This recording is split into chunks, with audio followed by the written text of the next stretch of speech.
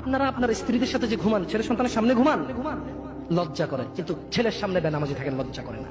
আপনি বুঝেন, এই পৃথিবীতে লা ইলাহা ইল্লাল্লাহ বলার পরে, লা ইলাহা ইল্লাল্লাহ বলার পরে, ওয়া আন্না মুহাম্মাদুর রাসূলুল্লাহ বলার পরে শিরক, আল্লাহর সাথে অংশীদারিত্ব হচ্ছে সবচেয়ে বড় অপরাধ। ঠিক আছে? এরপর কাজ হচ্ছে সালাহ, এরপর কাজ কি? নামাজ। এরপর কাজ কি?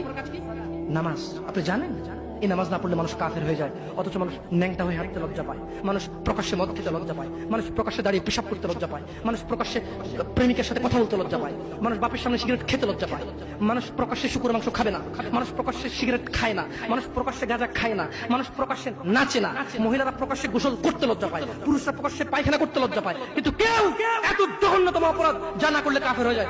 প্রকাশ্যে সবাই আজান চলে, কেউ মসজিদে আসে না, কেউ লজ্জা পায় না। তাহলে দুনিয়া কি বলেন তো? তুচ্ছ খেলতামাশা। নামাজটাকে ঠিক করেন।